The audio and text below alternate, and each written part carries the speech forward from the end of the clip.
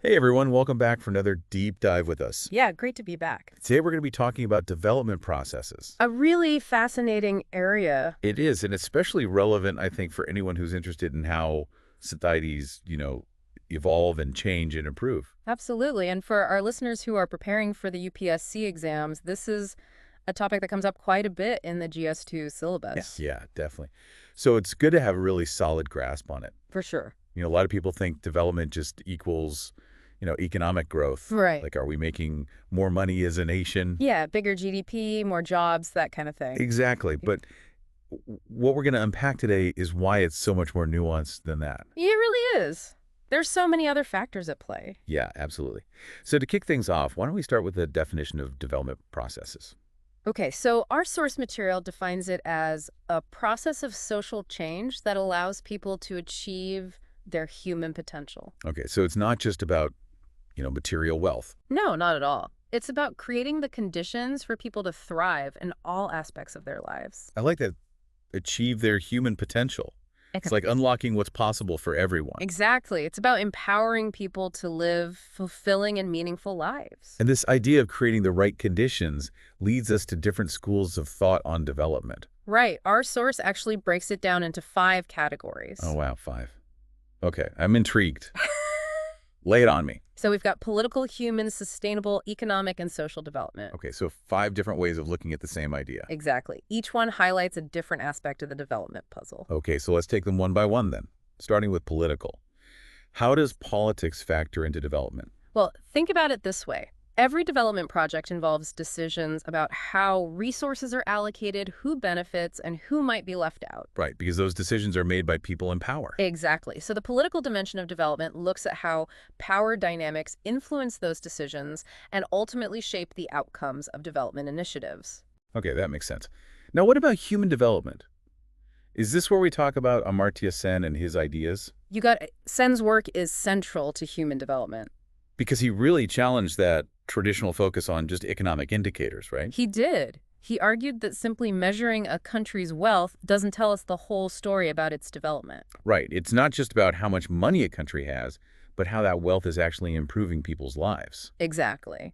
And that's where his capability approach comes in. Can you remind me what that is again? It's been a while since I read about it. Sure. So the capability approach focuses on expanding people's choices and opportunities so they can live the lives they value. So it's about empowering people to make their own decisions about their lives. Exactly. It's about giving them the freedom and the resources to pursue their goals and aspirations. Okay, I see. So instead of just asking, is this country getting richer, we should be asking, are people's lives actually improving? Precisely. We need to look beyond just economic indicators and consider things like health education and social well-being. Right. It's about looking at the whole picture, the human picture. Exactly. And that leads us nicely into our next category, sustainable development. Ah, yes. That feels especially relevant in today's world with all the talk about climate change and environmental issues. Absolutely. Sustainable development is all about finding ways to progress and develop that don't harm the planet or deplete its resources for future generations. So it's about balancing economic growth with environmental protection. Right. It's about ensuring that development meets the needs of the present without compromising the ability of future generations to meet their own needs. Okay, that makes sense. So we've got political, human, and sustainable development. Now let's talk about economic. I'm guessing this is where those traditional indicators like GDP come into play. You're on the right track. Economic development does focus on improving a nation's economic well-being, often measured by things like GDP growth, productivity, and employment rates. So it's about creating jobs, boosting the economy, Right. all those things we typically associate with progress. Right. But even within the economic sphere, development goes beyond just those numbers.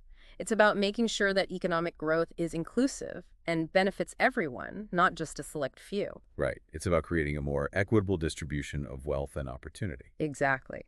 And finally, we have social development, which is all about investing in people and creating a more just and equitable society. So this is where things like education, healthcare, and social services come in. Exactly. It's about providing people with the tools and resources they need to reach their full potential and participate fully in society. So it's about empowering individuals and creating a more inclusive society. Precisely.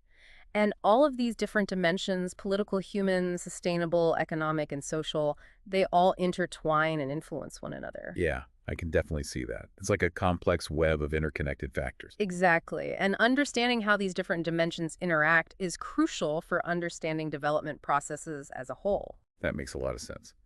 Our source actually includes a quote from Michael Todaro who says, economic development is an increase in living standards, improvement in self-esteem needs, and freedom from oppression, as well as a greater choice. That's a great quote. It really captures the essence of development and how it's not just about material wealth, but also about things like self-esteem, freedom, and the ability to make choices. Yeah, I love that part about freedom from oppression.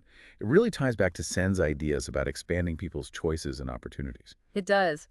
And that brings us to another important concept from Sen, the idea of unfreedoms. Unfreedoms. Can you elaborate on that a bit? Sure.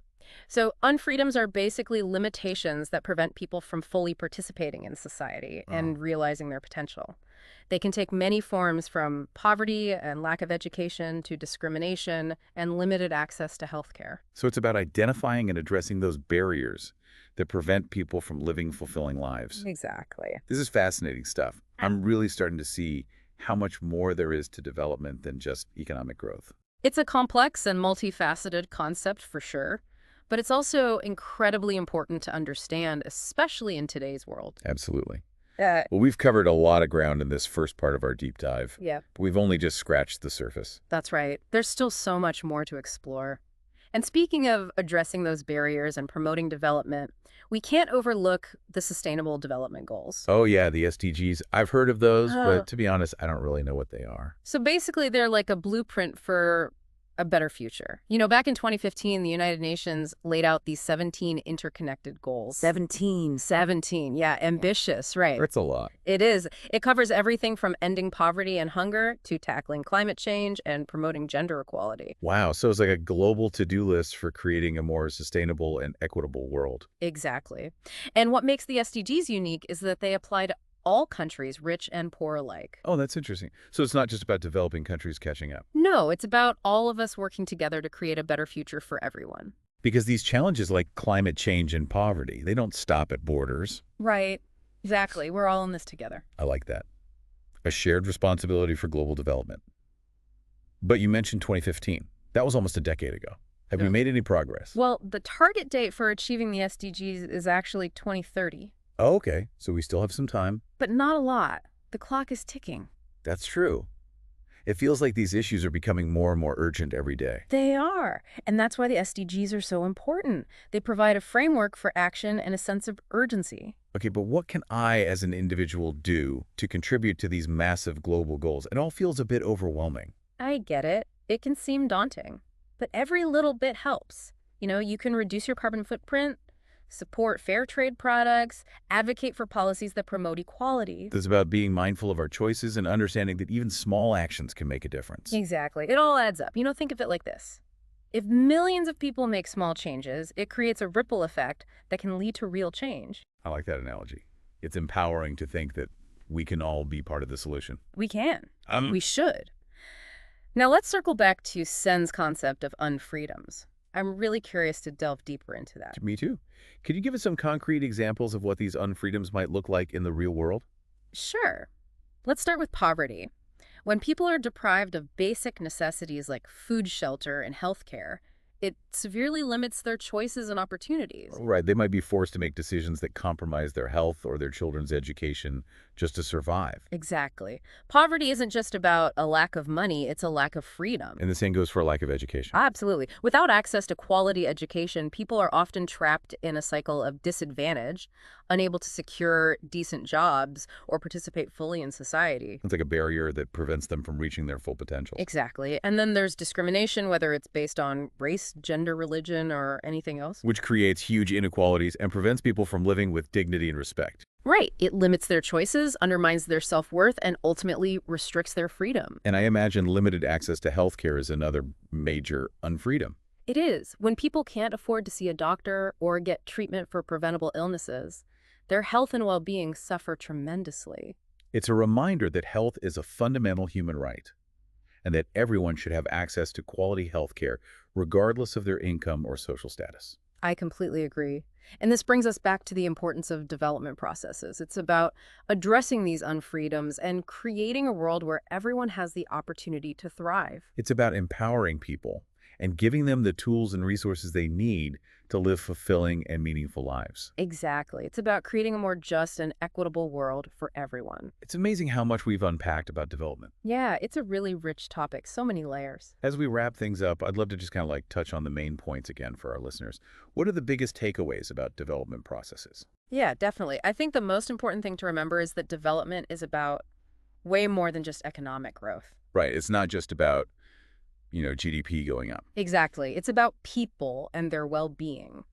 It's about creating a world where everyone has the opportunity to reach their full potential, to live a good life. A life with dignity and choices. Absolutely. And that brings us to the second key point. Development is multidimensional. We talked about the political, the human, the sustainable, the economic, and the social aspects. All these things are interconnected. You can't just focus on one and ignore the others. It's like a puzzle. You need all of the pieces to see the whole picture. Exactly. And lastly, I think it's important to remember that development isn't something that just happens to us. It's not like something that's out of our control. Right. We can all play a role in shaping it, whether it's through our everyday choices or through our engagement in the political process. We can all contribute to creating a more just and equitable world.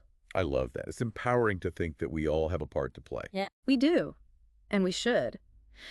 So as you go about your day, I encourage you to think about what you've learned today and how you can use this knowledge to make a difference, even in small ways. Yeah, it's about being mindful of our choices and using our voices to advocate for positive change. Exactly. Every little bit counts. This has been such a fascinating conversation. Thank you so much for sharing your expertise with us today. My pleasure. It's always great to have these discussions. And to all of our amazing listeners, thank you for joining us on this deep dive into development processes. We hope you learned something new and feel inspired to make a difference. Don't forget to like and subscribe to our channel and hit that bell icon so you don't miss out on future deep dives. We'll see you next time for another deep dive into a fascinating topic. Until then, keep learning, keep exploring, and keep making the world a better place.